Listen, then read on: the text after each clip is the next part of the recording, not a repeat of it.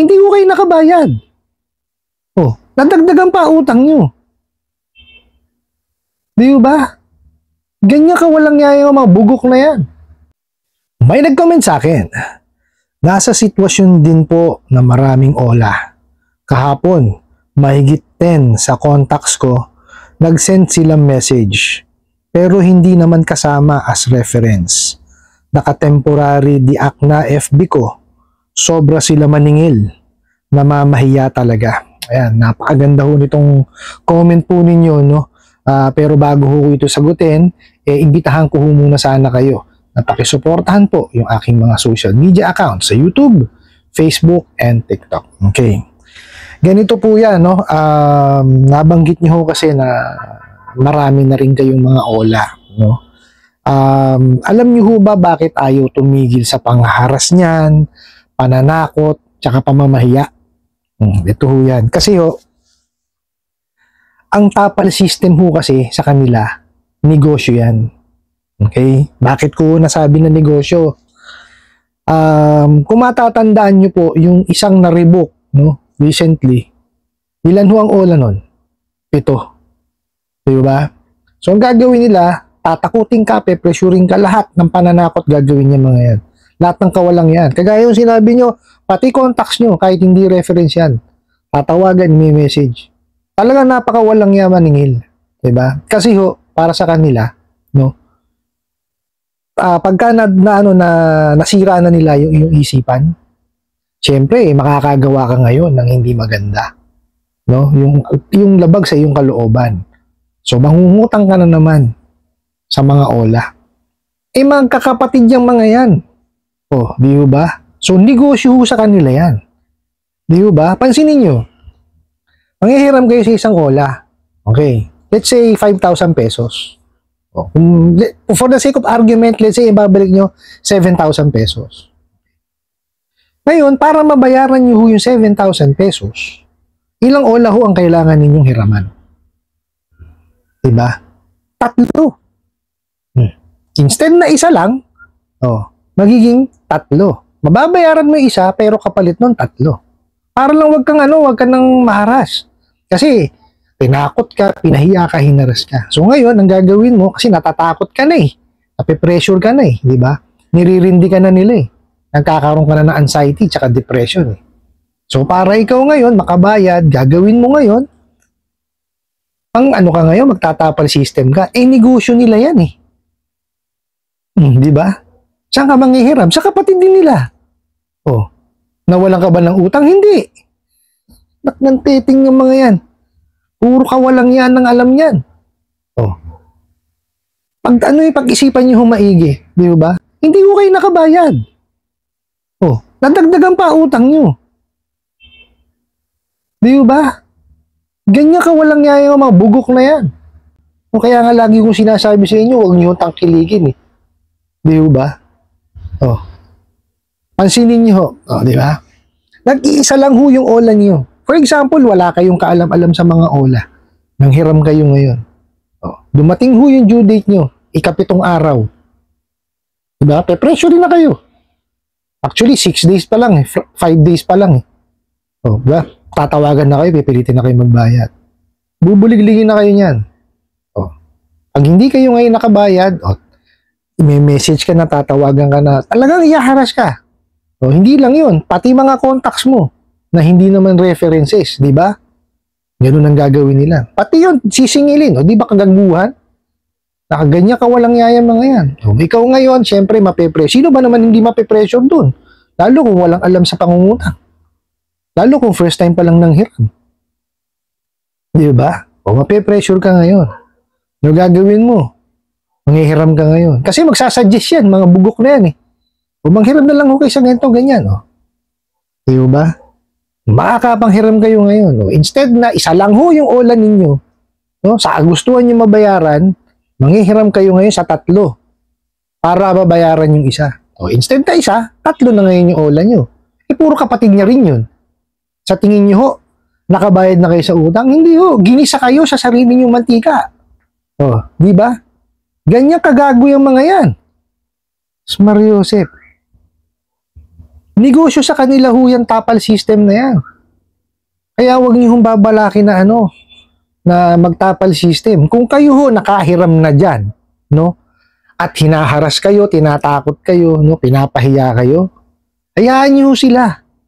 No, wag kayong magpa-pressure na na manghihiram ulit kayo sa ibang ola para tapalan yung isa.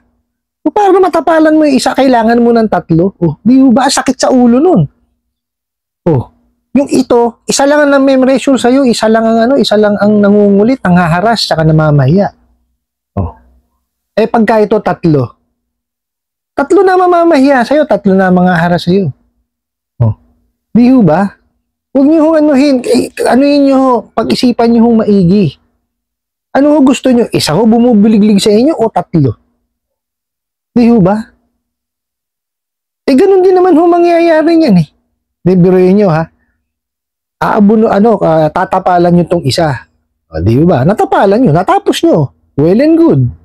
Kaya lang ho, 3 na ho ngayon bago nyo problema. Ito nga hong isa, nahirapan kayo. Di ba? Eh, paano pa yung 3?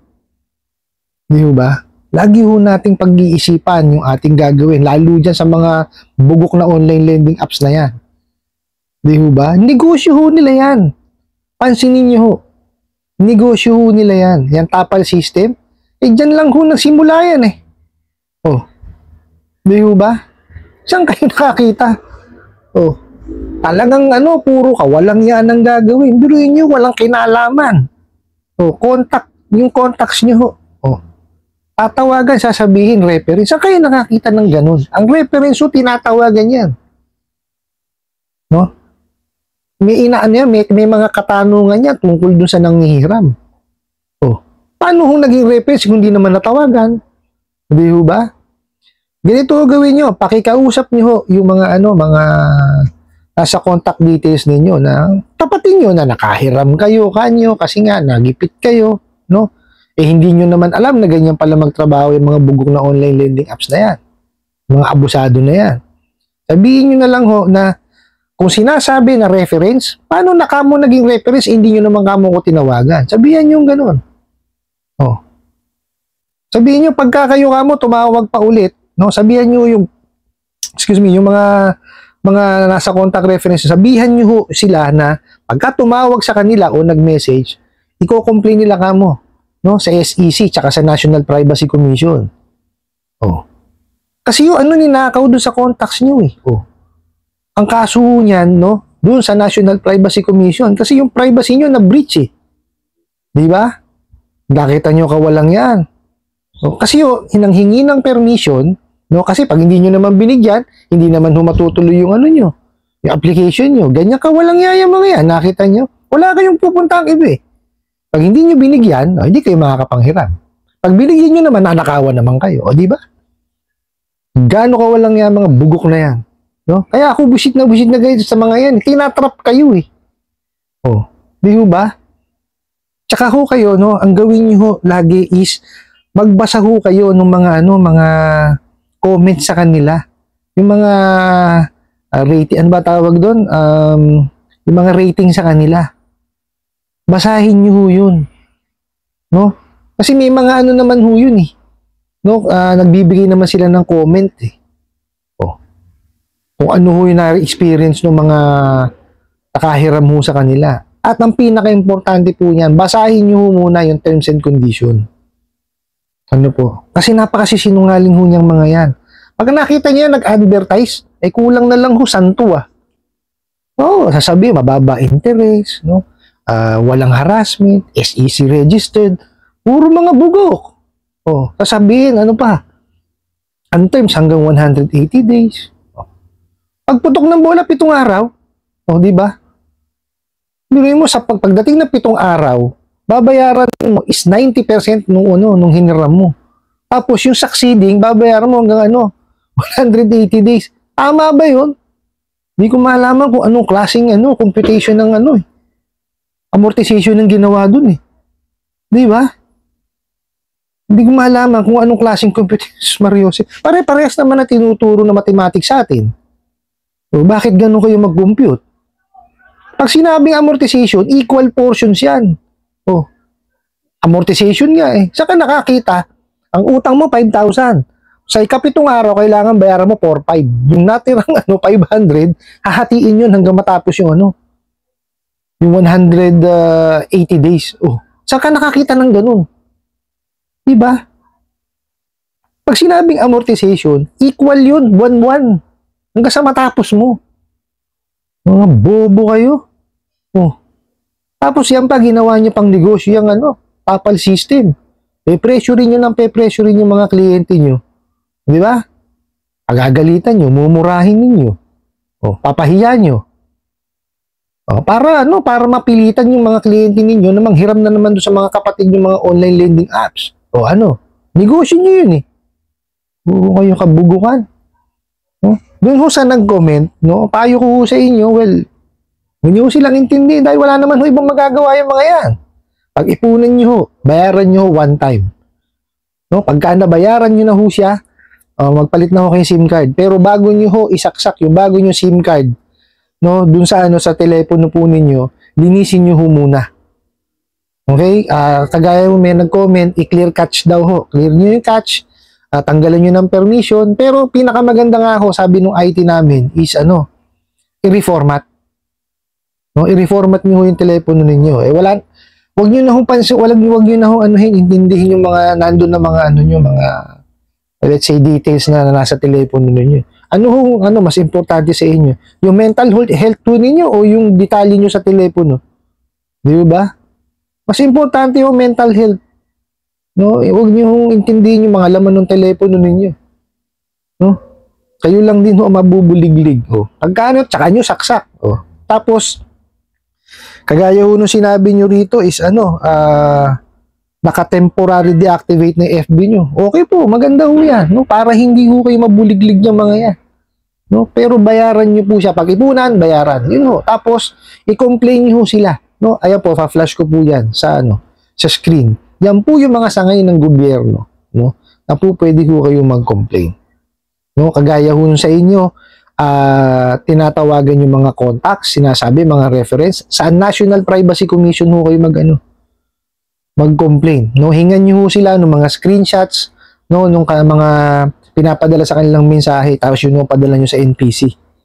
Nandyan din ho ang SEC, PNP Anti-Cybercrime Group, ang NBI Cybercrime Division, nandyan din po ang Department of Justice. Diyan ho kayo mag-file ng mga complaint. Po? Tapos kung kayo ho pinahiya sa social media, yung may kumbaga may picture ninyo tapos mayroong nakalagay na let's say scammer alert, o kung ano man na pamamahiya, maghanap po kayo ng abogadong tutulong sa inyo. Sampahan nyo ng cyber libel. Criminal case ho yun. May kulong ho yun. Yung pinakakumpanya na. Pero tanungin nyo ho yung abogado kasi sila ho nakakaalam niyan. Para ho kasi hindi ho ako abogado. Excuse me po. Maniningil ho ako. Sila ho ang tanungin nyo diyan. Para ho talagang matuluyan na yung mga yan. Ako ang dalangin ko lang ho talaga, at lagi kong inaano yan, matapos na yung problema dyan sa mga online lending apps na yan, mga abusado, kasi hindi na ho tama, hindi na siya healthy, ang dami na ho talagang naapektuhan ng pag-iisip, tumaso ang cases, kaya ho ako ang advocacy ko talaga is to help them, at least makapagbigay man lang ako ng lakas ng loob sa kanila, para ho maibalik yung sigla ng buhay ho nila. Kasi biruin nyo, ang nawawala ho yung pang-araw-araw na na gawain di ba? Kasi pagka kayo na pressure, nagkaroon ng anxiety, depression, ano ho nawawala? Yung sigla nyo. Hindi nyo makausap na maayos pamilya, hindi kayo nakakapagtrabaho, di ba? So, huwag niyong intindihin yung mga yan. Importante ho, pangalagaan nyo yung isipan. Kausapin niyo po yung pamilya ninyo, kaibigan ninyo, i-share niyo sa kanila. Mahirap po kasi pag sinarili niyo yan baka humamaya magkaroon kayo ng mental breakdown. Mahirap po yun. Po? I hope nasagot ko po itong katanungan na to at sana po yung nakatulong.